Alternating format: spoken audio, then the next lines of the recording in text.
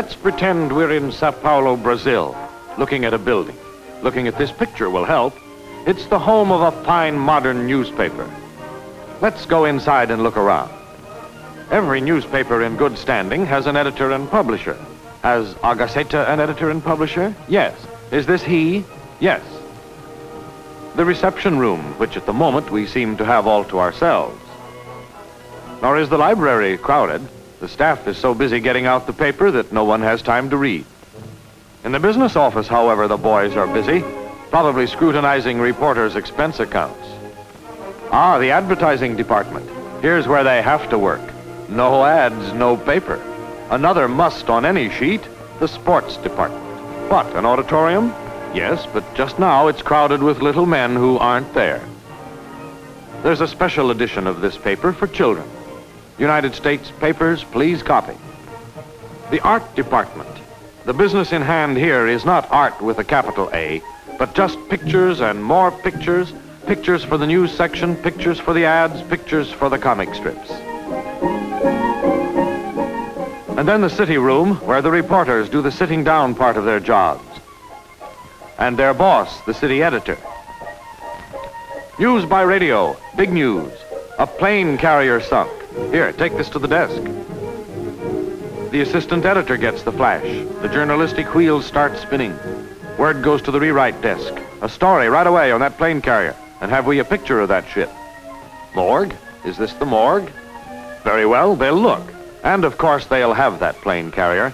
A good newspaper morgue has on file, in pictures or clippings or cuts, everything from A to Z. Animals, boxers, calamities, debutantes, excavations, floods, Goebbels, hangings, Indians, judges, kings, lumber, murderers, nitroglycerin, operas, petroleum, quintuplets, Roosevelt, Stalin, tapestries, uprisings, vultures, wines, X's marking spots, youngsters and zebras. So they have the plane carrier? Yes. While the morgue is getting out the picture of that ship, the photo engraving room is getting ready to change it from a photograph to something you can put on a press and print with. First step, photographing the photograph on glass. The photographic image is transferred to a sensitized zinc plate. The plate then has to have the non-printing parts of its surface removed. This is done by chemical action. Here are some plates, all nicely eaten away in the right places, ready for trimming and then for insertion in the printing forms. To obtain white spaces when the picture is printed, the plate is routed in this fashion. Meanwhile, somebody upstairs has been busy at a typewriter doing a story in good, vivid Portuguese on that plane carrier. The first take should be ready by now. Here it is. The copy goes to the linotype operator. As he presses the keys, the machine casts the story into type, each line in a single solid piece called a slug. Inside the machine are matrices, or molds, hurrying into place to form the letters and then hustling back again, and molten lead and a vast deal of ingenious mechanism. Speedy, accurate typesetting machines, and the speed and accuracy of the men who run them. These make possible the modern newspaper.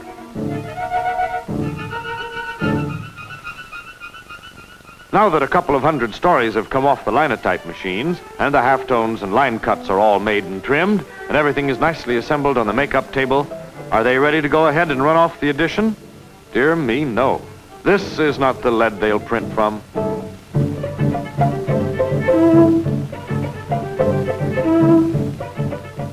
After the forms are locked, off they go to the stereotyping department. A blank matrix is laid over the type and pictures. Then all the lead and zinc locked up in the form makes an impression. Oh, a decided impression. 62 tons of it on that blank matrix. Everything on that page, type, pictures, and all, is now reproduced on the matrix. Now will they print the paper? No, not yet. Don't be so impatient.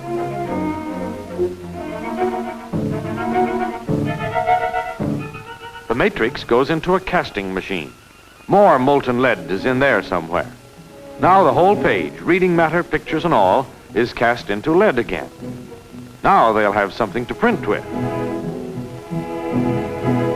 That is, pretty soon.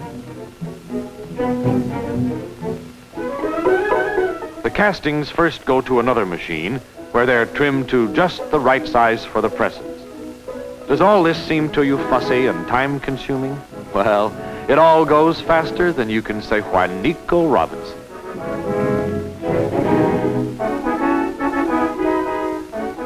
Loading the press. Nearly time for the first edition to be on the street. Have to start them rolling pretty soon. But what'll they print on? Can't have newspapers without newsprint. Where's the paper? Paper? Sure there's paper. Lots and lots of it. About 20 rolls of it for each edition.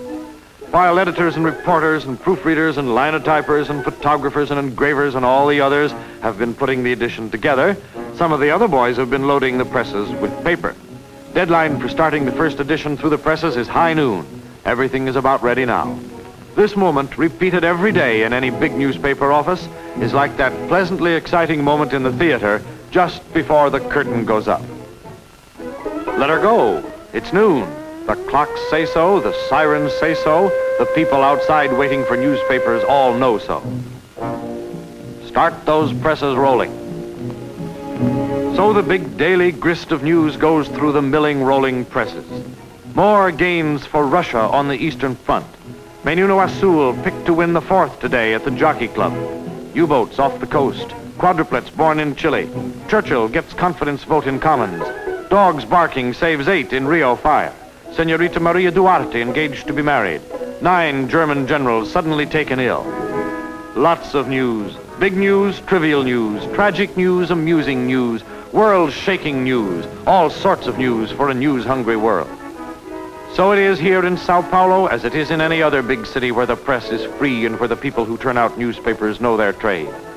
This is Sao Paulo, but it might as well be Boston or Indianapolis or Dallas or Frisco.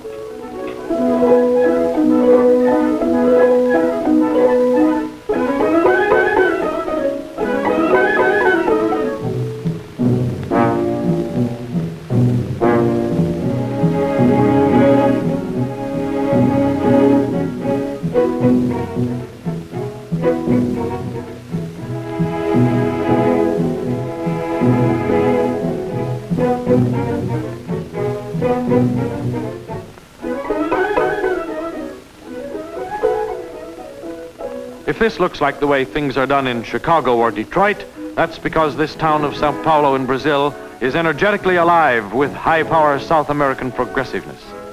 Where is the fastest growing city in the Western Hemisphere? In the United States? No, sir. It's this same Sao Paulo in Brazil. 1,200,000 people, and 50,000 more of them each year. Modern commercial and industrial life abounds in Sao Paulo as in no other place in South America. No wonder they need brisk, up-to-date journalism, and they get it.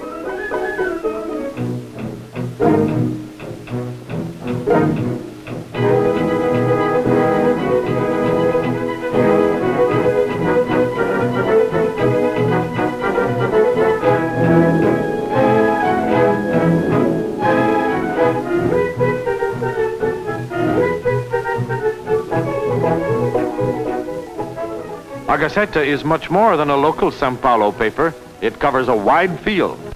By airplane and by train, it goes to all parts of South and Central America. And as for distribution within Brazil,